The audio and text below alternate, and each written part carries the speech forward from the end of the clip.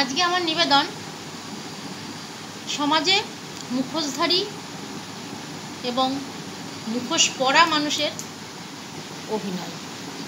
সত্যি বলতে কেউ নেই যে কাউকে একটু বিশ্বাস করবে। সবাই তার মতোই মুখোশধারী, ঘরে এক বাইরে আর এক। তবে বারবার ভুল করে ফেলি। মুখোশধারী মানুষগুলোকে বড্ড অচেনা লাগে একটা সময়ের পর। কেন এরা মুখোশের জালে টপকে সেই মুখোশ পরে ঘুরে বেড়ায়, আর আমরা কিছুই করতে পারি না। অবিবেচকের মতন শুধুই চেয়ে চেয়ে দেখি তাদের ছলনাময়ী সুন্দর অভিনয়। এরা তো পেশাদারি অভিনয় করতে পারে, তাই না? সম্পর্ক শুধু ভাঙার জন্য নয়, গড়ার জন্য আমরা এগিয়ে চলি।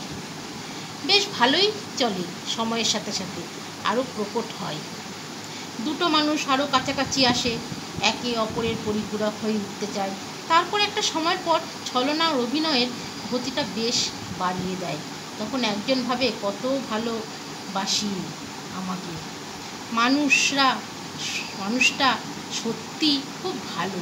এমন মানুষ হয়তো আমি জীবনে কখনো আর পাবো না।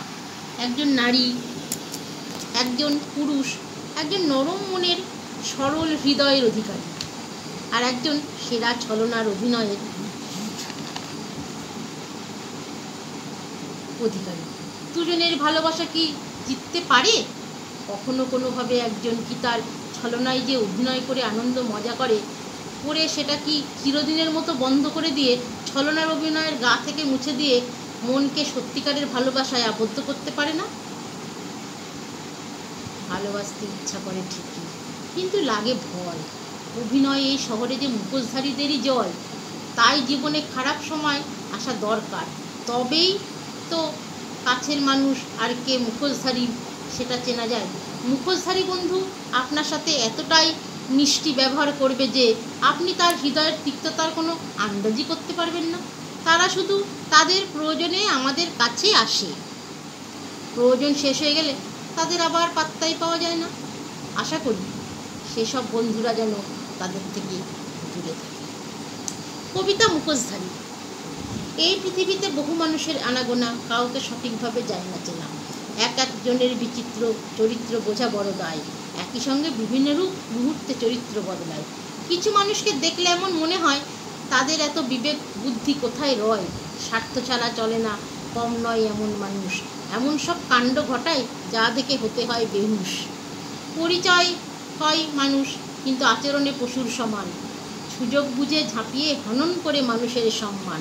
মানুষরূপী শয়তানগুলোর নেই কোনো ধর্ম, লোকের পিছনে কাটিয়ে দেওয়াই তাদের কর্ম।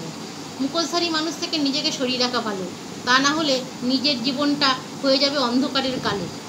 মুখোশধারী মানুষের আজ সমাজের বুকে এক কলঙ্ক। সহজ সরল মানুষ কাছে তারা ভয়াবহ এক আতঙ্ক। তাই এখন মানুষ চেনা বড় দায়।